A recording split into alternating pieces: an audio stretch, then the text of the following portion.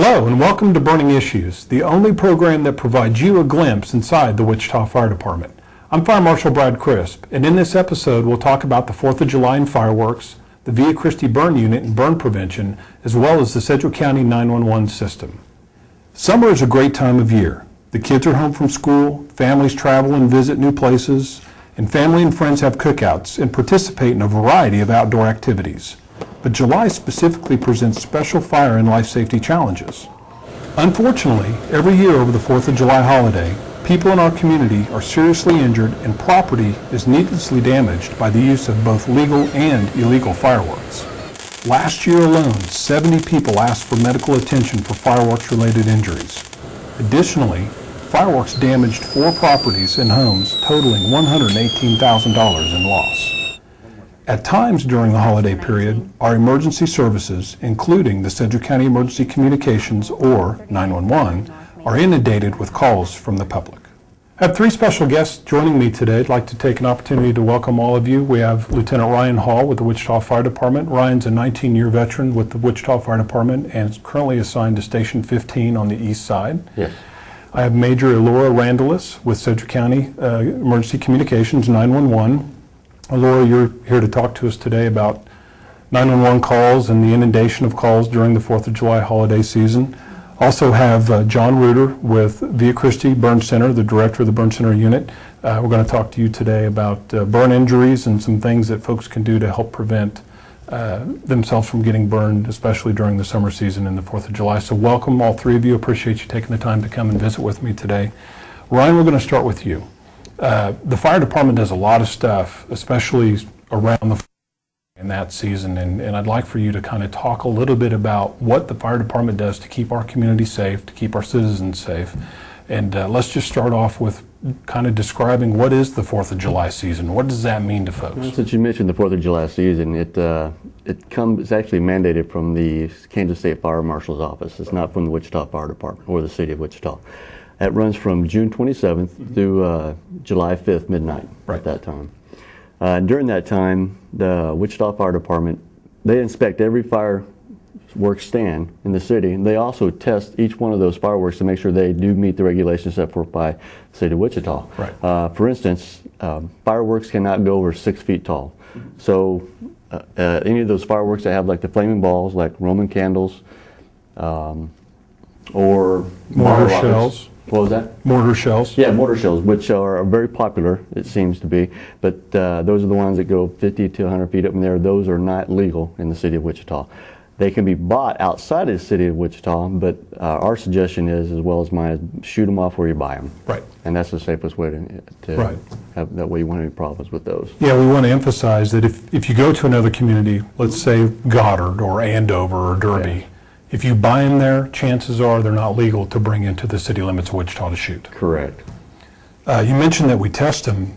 We test all the fireworks that are approved. The fire department also goes around and does 10 inspections. Can you tell us a little bit about what the department does from an inspection standpoint? From the inspection standpoint, it's not so much the personnel at the fire station, but the personnel involved in the inspections. They'll go, first of all, they have to make sure they got a permit for that tent, make sure it meets that regulations, and while they're there, we'll check the fireworks that they are selling if they meet the regulations set forth by the City of Wichita. Provided the one main one that we know of is anything under 6 feet tall. Right. More ornamental fireworks. Make sure they're not selling illegal fireworks, because that would just create more problems for not only the Wichita Fire Department but other departments in the city, as well as Police Department, 911, and could create other problems. Right. We also go out on patrol, on fireworks patrol. Why don't you talk a little bit about what units do when they're out there looking for illegal fireworks? Sometimes it's not hard to find them. Yeah, right. Usually we go out on patrol, not only the Wichita Fire Department, but also the Wichita Police Department from July 2nd, 3rd, and the 4th. They will be out looking for illegal fireworks. Like I said, sometimes they're not hard to find because anything that's over 6 feet tall is usually pretty easy to spot. Most times, in my experience with that, you can see them, and when you get up to them, we've talked to those people and let them know. A citation can be and will be issued if they're not cooperative, and if they have any illegal fireworks that we see, we will confiscate them. Sure. A lot of times it's more about us educating the public because they may not know. They may have moved in from out of town and didn't realize we had these ordinances. They may have bought them somewhere close to Wichita thinking that it was in Wichita and they get confused. So we try to educate folks as opposed to issuing a citation. We always give everybody a benefit of the doubt first because we just don't want to sit there, because we're here for their service to protect them. You bet. And that's the main thing. The fire department also provides standby at some of the larger fireworks events. Can you talk a little bit about why we do that and some of the things that go along with that?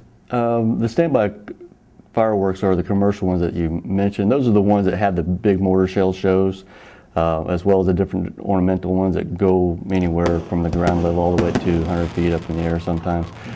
We're there not only for protect citizens because sometimes it's a mortar shell and you don't know where it's going to go sometimes. Even though they have a pretty good idea where it's going to go, sometimes they take off and explode too early.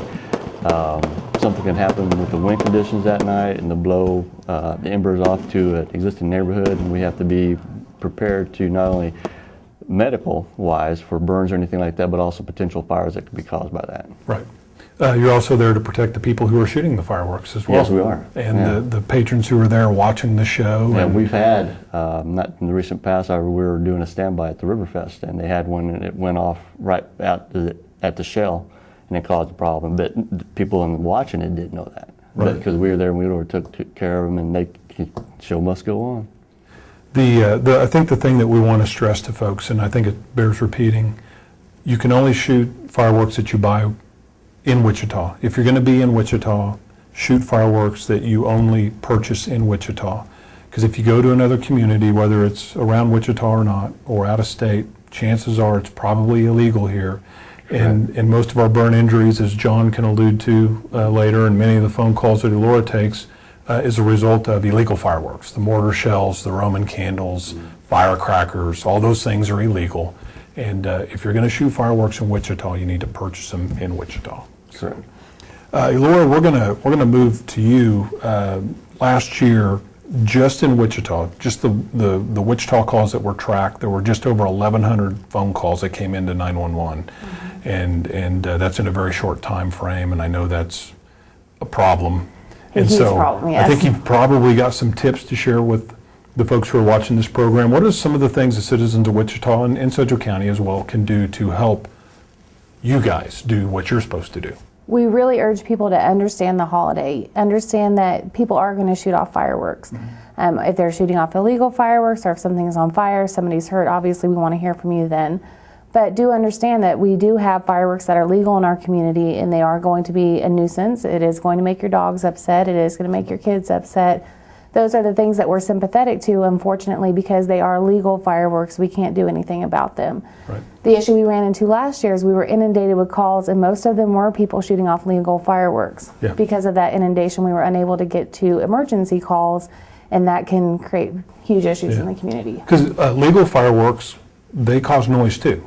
Absolutely. So you may not know if it's legal or illegal just by the noise. Absolutely. If somebody's shooting off something that's going high in the air, like he talked about over 6 foot, that is over your house and you're concerned about embers falling or something like that, those are the calls we would like to hear from, not just somebody next door that's being a pesky neighbor. Right. And I think you made a great point. You know, if you're taking calls about a nuisance like noise that's bothering a dog, and it's not that those things aren't important, but that can delay you from getting to the real emergency calls. Absolutely. Or somebody actually needs help. Absolutely. If somebody's been burned, there's all kinds of things that can happen on the 4th of July, just like on any other day. There's car accidents, people have medical emergencies. There's a lot of people drinking on the 4th of July that can lead to situations that officers need to be involved in. Those are the calls that we want our emergency lines to be able to take. Right. Because of last year's situation on the 4th of July, we are going to have a non-emergency line this year. It's the first year we've ever done it. We're going to try it out, see how it goes. It is from 4:30 p.m. until 3 a.m. Okay. So 4:30 p.m. on the 4th till 3 a.m. on the 5th. I can give out that number. It's 290-1011, 290-1011. And we'll work with our media partners in getting that out, kind of flood everybody with that number before the holiday. Those are the calls, or that number is the number we want to use for any phone calls about fireworks, whether they be legal fireworks or illegal fireworks. As long as nothing's on fire, nobody's hurt, something that needs immediate attention, If it's just a nuisance, it's a pervasive issue with a neighbor shooting off fireworks, things that don't have to be answered immediately, we want people to use that number. Right. And I want to point out that you guys don't ignore those nuisance phone calls. No. Those go out to police officers and the fire department. Absolutely. Both agencies go out and investigate those as they get to them. You know, when you have 1,000 calls stacked up, you can't go to all of them right away, but they do get investigated. We do. We put those calls into our system. We broadcast those to the fire units and the police officers that are out on patrol looking for those issues. So we do spend a lot of time addressing those needs of the community, but there are needs that come first, things that are more emergent than that we want to deal with in a more timely fashion. You did do a public education program earlier this year to help educate folks about that. Could you tell us a little bit about that? We did. We went out to approximately 25 community meetings. We talked about the use of 911. 911, the 3-digit number, is only 30 years old, so it's a pretty new system, and we're learning how to use it responsibly. Right. When we started out, we told everybody to call 911 for everything because we wanted everybody to know about 911. And now we need to back off of that a little bit. And so especially now that everybody has a cell phone and you don't have to wait to get home to call. Everybody's got at least 4 phones in their car, it seems like. So we are getting inundated with calls that we don't need to hear about, things like legal fireworks or tree limbs down that aren't posing a hazard, things like that.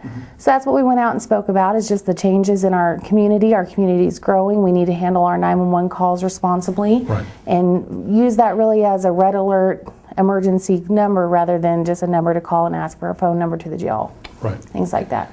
If folks wanted to learn more about the 911 system and some of the programs that you talked about, like this new education program, where can folks go? Is there a website, something that... Absolutely. SedgwickCounty.org is our website. If you go to the Emergency Communications tab, we have some information on there on when to call and when not to call.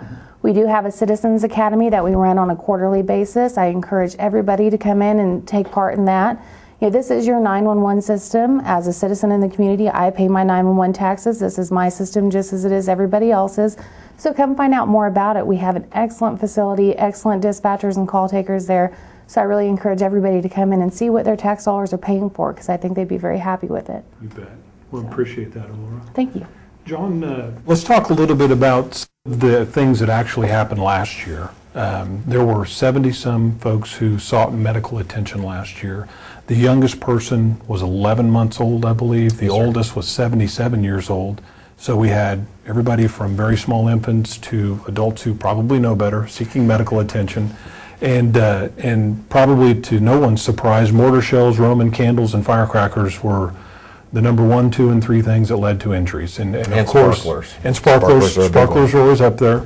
Sparklers happen to be legal, but they need to be handled very carefully. And we'll talk about the temperature and things. Sure. The top 3 were illegal fireworks. And you're in the burn unit and you see these horrific injuries. So let's talk a little bit about what folks can do to prevent that from happening to them or their family or their loved ones.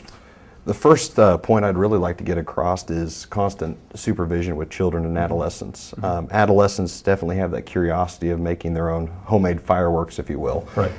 They like to make them out of gunpowder, kerosene, and of course those could be deadly to a lot of patients. So it's very important that you kind of detect that and see what your children are actually shooting off. Very important. Mortars, I know we can't really shoot those off in the city of Wichita, but if you are in Sedgwick County and shooting these off, it's important that they're actually secured into the ground. There's been a lot of injuries that have occurred from a mortar shell tower actually tipping over and injuring a group full of people, essentially. Another thing with mortars, a lot of people light the mortar shells with their face over it, exploding the shell over their face. Most common burn injuries occur in the face, the neck, the arms, and the hands. And I bring up sparklers because last year I think we saw about 25 sparkler-related injuries with children. And it's a big culprit. They could burn about 1,200 degrees Fahrenheit, and that's hot enough to melt gold. So we shouldn't just light the sparkler and hand it to our 3 kids and let them run around crazy, waving it all, drawing their names in the air. And I would say is that a bad idea? Oh, most definitely, most definitely. When you do extinguish them too, it's important that you soak them in a bucket. We see a lot of injuries where they're going to pick up fireworks and actually adults have been burnt because the sparklers are still hot. Right. So it's very important. Yeah, it takes a little while for 1,200 degrees to dissipate. Yes, sir. So you probably want to stick them in a bucket of water, right? Yeah, yes, sir. Yeah, along with your duds too. If you go to light a firework and it doesn't explode or ignite, what you want to do is wait about 20 minutes before you go to put that in your duds bucket, and do not relight that firework. Right. I think you bring up a great point. Kids probably shouldn't go and pick up the duds. They probably need to be left alone for a little while. And of course, you talked about the adult supervision. We need to have adults out there, but adults make mistakes too. Especially when alcohol's involved, most definitely. Yeah, and then that results in our 911 system being inundated and our friends like Ryan going out and making calls. It sure is. Sure is. This is kind of cool. We've got the emergency happened. We've got the guy who's going to go and help bring it under control, and then we've got the guy who's going to have to take care of the person who gets burned because they did something silly. So, yes, sir. What else can folks do to help prevent themselves from being injured during the fireworks season? Well, I would say have a hose readily available to put out any fires that may occur. It's important to teach your children stop, drop, and roll prior to shooting off any fireworks in the event that their clothing does catch on fire. If a patient or a person were to get burnt, essentially, it's important that they extinguish the fire right away. Remove any type of clothing so let's say my shirt catches on fire. I want to get that shirt off because there can still be embers or heat that's trapped underneath that shirt, and continuing the burn process. You want to run cool water over the burn. Do not apply ice, and do not apply any type of creams. Ice will actually make a burn worse. It feels great to that person when it's hurting, but it's important that no ice is applied to that burn area. And then once you do that, you stop, drop, and roll, put the fire out, get your clothing off, apply cool water. They probably need to call 911. Oh, most definitely. That should be the step after the fire is extinguished. Get somebody there to help them out, get them to the hospital, possibly up into the burn unit at St. Francis. While we're on the subject, burns, that is, there are other things that cause burns around the 4th of July that aren't just fireworks related. Campfires, bonfires, those kinds of things. Things people can do to keep themselves safe from getting burned in those situations as well. Going back to children, establishing kind of a no zone, what we call a no zone, around any area that the child or an adult could get burnt. It's important, let's say you're grilling, make sure it's a well-ventilated area, make sure there's no children that could be crawling underneath that barbecue grill to have grease dripped onto them, or if there is a flare-up of the barbecue grill, that they could potentially get burnt. Involving campfires, it's important that there's no roughhousing around campfires. I don't know what it is about adolescents, or I shouldn't say adolescents, well, sometimes it is, unfortunately, that drink can become intoxicated. Big kids and little kids, they've been drinking around the campfire and have to jump over a campfire and inadvertently fall into it. That's another big burn that we've been seeing this year. We like to play with fire. Yes. Boys especially. And, fire is a tool, it's not a toy. Yes. And we really need to teach our kids that and to respect what it does, its power, and the things that it can do to us. You brought up barbecue grills, and something I always like to mention to folks is they need to keep those barbecue grills off of their combustible balconies and off their decks, right? Because that can lead to fires, and if you have a fire, you're susceptible to smoke inhalation injuries, you're susceptible to burn injuries, and it's not that you're not a nice guy, but I don't want anybody to have to come and visit you in the burn unit. Well, and if you're using a coal grill, a lot of people are under the impression, okay, I have it lit, let's go ahead and dump more lighter fluid on. We've actually had 5 burns in the past 2 months where lighter fluid's been put on a barbecue grill with the coals. It came back up into the bottle and actually caught that and exploded onto the patient. We've had a pretty substantial burn from that. So once your charcoal is lit, don't apply more lighter fluid to it. Yeah, they're called ignitable liquids for a reason. Exactly. They have vapors and they will flash on you. Yes, sir. One last subject while we're on burn prevention, and I know this is just a little bit different, it's chemical burns. During the summertime, 4th of July and whatnot, people have pools and there's chemicals like chlorine and other things laying around. Those things need to be secured away, and I'm sure there's some prevention tips you can share with us real quickly about how to prevent kids and adults both from getting burned by that kind of stuff. Well, if there's a lawn fertilizer or pool cleaner like you were alluding to there, if it's ever in contact with the skin, it's important that it's flushed for about 20 minutes with just cool water. That dilutes the contacted area and essentially gets that chemical off of the skin, hopefully preventing the progression of the burn. If it is a caustic chemical, if it's burning, you definitely need to get it evaluated, because burns from chemicals don't present within the first 2 to 3 hours. Takes a while. It takes a while for it to actually start to show on the skin and show a damage. So the quicker we can intervene to help with that chemical burn, the better off we could essentially prevent more damage to the skin. Right. So if you're an adult and you're going to handle those things, rubber gloves, long sleeves, if you're going to be applying fertilizer or handling chlorine sticks or something for the pool, use those things. They're there for a reason. Protective equipment's there for a reason. And keep that stuff away from kids. You have no business getting into those sacks or into those buckets. You need to have it up high in a secure area and keep the kids away from it. Don't store pool cleaner in milk jugs either. A lot of kids see a milk jug and Sure. think, oh, it's milk, and they'll go in and take a drink. We've had a few cases associated That's, with ingestion. I'm assuming that's kind of bad. Very much so. It causes a lot of damage to the lungs. Right. So. Well, John, thank you for joining us. Laura, as well, thank you for coming in and talking about the things that we can do to help 911. Ryan, again, we appreciate you coming in and speaking on behalf of the fire department about the things that we do, and appreciate you all taking time out of your busy schedules to be with us today. That concludes this episode of Burning Issues. Our mission is to provide our community excellent proactive fire and life safety services through prevention, education, and protection. Remember, Wichita firefighters are highly trained professionals who are your friends and neighbors. They are Wichita's bravest, and they're somewhere serving you every day.